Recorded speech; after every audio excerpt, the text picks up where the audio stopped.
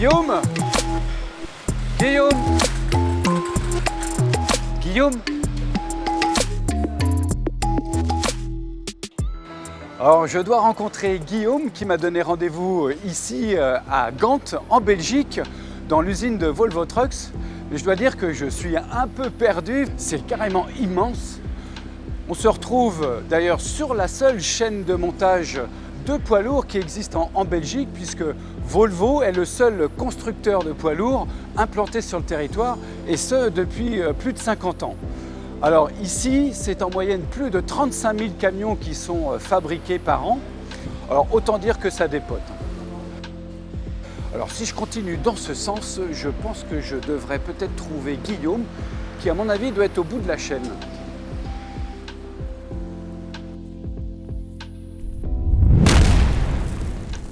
Bonjour et bienvenue pour ce nouvel épisode de My Job My Truck qui débute donc en Belgique. Alors j'ai retrouvé Guillaume, oui, tout au bout de la chaîne de production, ce qui est complètement normal puisque Guillaume charge, transporte vos futurs camions, des camions que vous retrouverez bien sûr dans les concessions poids lourds. Salut Guillaume. Salut Vincent. Ravi de faire ta connaissance. Pareil. Alors je me doutais bien que quand tu m'as donné rendez-vous ici à l'usine de Volvo Trucks, qu'on se retrouverait au bout de la chaîne de production. Donc tu vas charger des véhicules sortis d'usine directement sur ton camion? C'est ça, tout à fait. D'accord. Comment ça va se passer? Tout simple, les véhicules une fois sortis d'usine arrivent ici en zone tampon, là où nous on les récupère. Ouais. On les contrôle bien avec le numéro de châssis et après s'ils ne sont pas abîmés, on les charge. D'accord, écoute, moi si je peux te donner un coup de main, je suis à ta disposition. C'est pas si bien dit, regarde. C'était prévu, une belle paire de gants toute neuve. Super, merci. Nickel, on y Et va. on est parti. Allez. On enfile. Je vais te montrer. Pas très compliqué pour des chiens. Ouais. Tu pousses les verrous.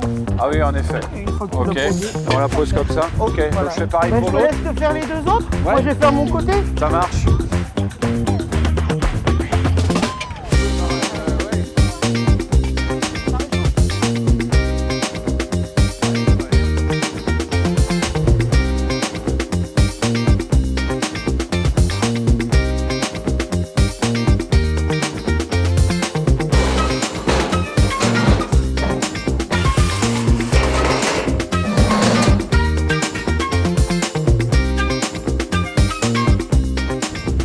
Là, on a 3 véhicules, c'est ça? C'est ça, tout à fait, les trois ici, en 8, en 9 et en 10.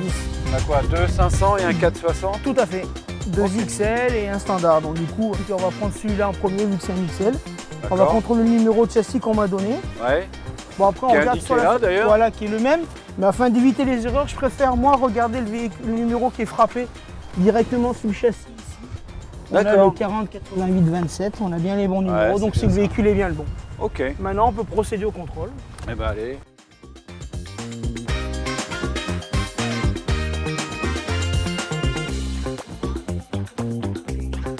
Du coup, petite astuce, Ouais. pour gagner un peu en hauteur, hop, je défais ma suspension de cabine. Ah oui, qui est pneumatique, donc tu vas gagner quelques centimètres. Bon, entre 5 à 7 cm à peu près en hauteur. D'accord, c'est déjà ça. Ok. Maintenant qu'on a fini le tour, tout est bon.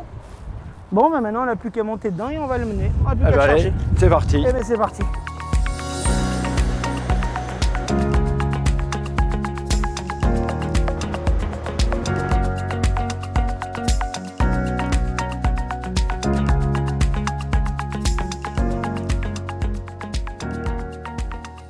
Il reste peu de place là pour le troisième, comment tu fais? Tu veux de la place? Regarde, Ouais, tu prends cette manette rouge, tu la tires vers le bas, tu vas te faire de la place. ça marche.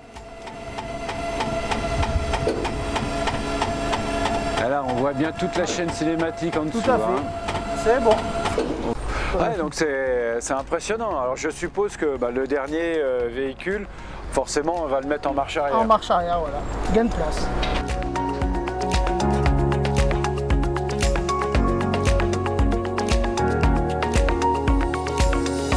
Bon, voilà une bonne chose de faite. Je suis super content de t'accompagner. Merci de m'accueillir à bord. De rien, bienvenue.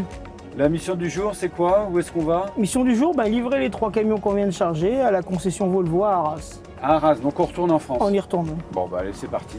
3, 2, 1.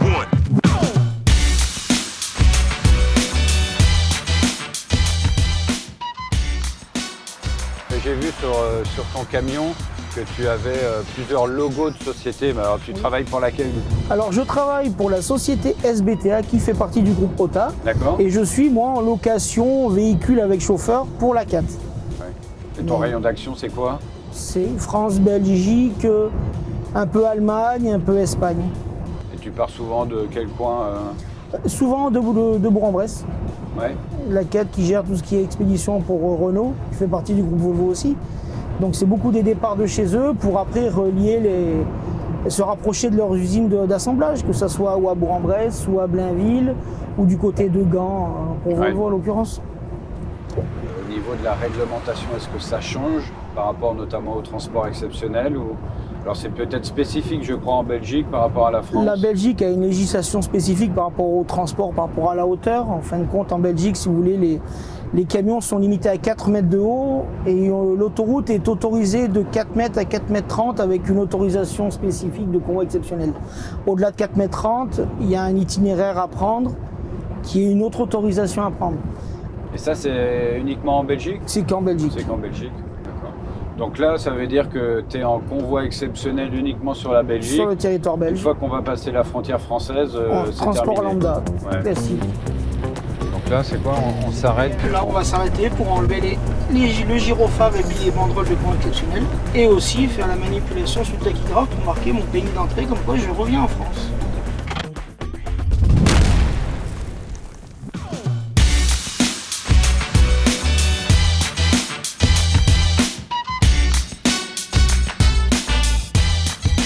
Alors j'ai vu pendant le chargement, il y a quand même de l'expérience parce qu'il faut avoir l'œil pour charger les véhicules sur ta remorque, c'est très précis. Il faut éviter quand même tout accrochage. C'est au millimètre. Ouais. La largeur du véhicule qu'on met dessus, c'est la largeur du véhicule en dessous, donc c'est vrai que c'est au millimètre. Mais après, on apprend à faire attention avec le temps. Jamais se précipiter, pas de stress. Alors je suppose qu'il y a un ordre aussi pour mettre les véhicules sur la remorque. Il y a un ordre selon les clients. Ouais. Bien souvent, on met en premier le dernier client. Parce que le but de la manœuvre, c'est d'avoir les véhicules, de les livrer, mais de les manipuler le moins possible afin d'éviter le risque d'en abîmer un. Et après, on fait aussi selon la taille des véhicules, comme là en l'occurrence, comme c'est un seul client, je ne suis pas gêné. Mais quand il y a des véhicules qui sont plus hauts que d'autres, on essaye d'être le moins haut possible. Ouais. Il y a des formations spécifiques qu'il faut suivre. Les formations se font en interne quand vous rentrez dans l'entreprise qui vous mettra à ce poste. Eux, bien souvent, ils prennent une bonne semaine, voire 2 semaines de formation pour vous mettre au niveau. Parce qu'au début, c'est la peur de la manette, de tirer la manette, de voir un véhicule se lever et basculer. C'est un peu une appréhension. Voilà. Ouais. Donc c'est de se dire que ça tombera pas. Certains vont dire les tracteurs se ressemblent, les véhicules sont les mêmes. Non. Vous avez un tracteur qui peut être en 4.2, un en 6.2, un en 6.4, des châssis, des porteurs, des cabines basses ou autres. Donc c'est arriver à jauger et à mélanger tout ça. On dit grosso modo dans le métier, on dit que le meilleur formateur c'est un jeu de Tetris. Ouais. D'ailleurs, ton ensemble routier est quand même un peu particulier. Tu peux nous le présenter? Alors, on est sur un FH500, un i7, c'est les dernières générations. Ouais. C'est un porteur surbaissé. C'est un porteur, à la base, c'est un porteur grand volume. Donc, il y a un châssis beaucoup plus bas que les autres et qui est monté en pneus de 60, donc des pneus des montes basses, qui après est passé dans une société en Hollande qui, eux, le découpe le châssis pour le rabaisser encore à limite la ras du sol, pour gagner justement en hauteur.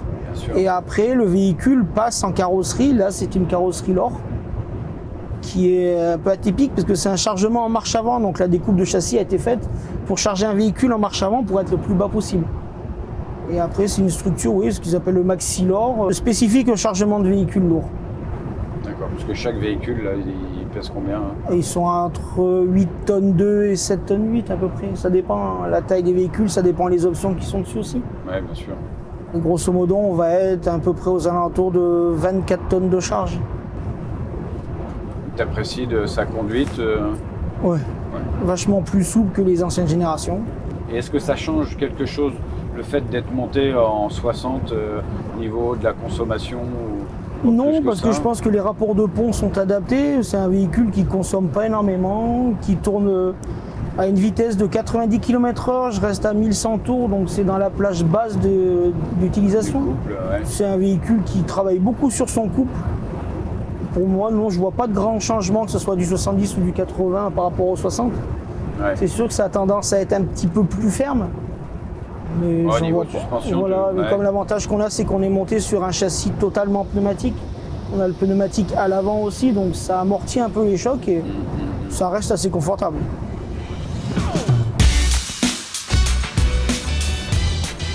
Et toi, alors, c'est ton camion attitré? Oui. Ouais. Ah oui. Le véhicule chez nous est attitré, les clés sont données et je l'ai même pendant les vacances, il est à la maison. Mais c'est assez courant hein, dans le milieu du transport. C'est votre seconde maison quand même ici. Hein. J'étais presque la première parce que c'est celle où on passe quand même le plus de temps. C'est vrai.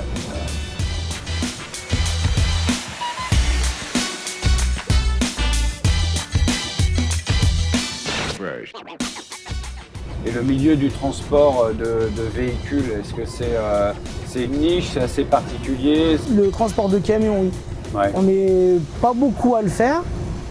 Mais après, moi, personnellement, je ne changerai pas. C'est un milieu où on reste entre professionnels. Il y a une relation avec le client qui est des fois très joviale, basée sur l'humour, mais tout en faisant son travail.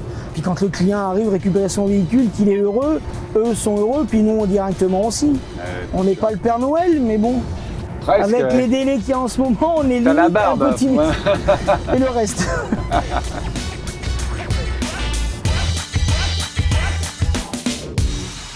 Alors nous sommes arrivés à la concession d'Arras. Les véhicules neufs sont arrivés sans aucune rayure. Alors d'ailleurs, je repartirai bien avec l'un d'entre eux, mais je sais que chacun a déjà son propriétaire. Alors Guillaume, un grand merci pour cette journée, de nous avoir fait découvrir ton métier sur le transport de véhicules. Et puis bon courage pour la suite. Merci bien. Alors ce 10e épisode est terminé. J'espère qu'il vous aura plu autant que les 9 premiers. Merci d'être aussi nombreux à nous suivre et également pour tous vos commentaires, vos super commentaires.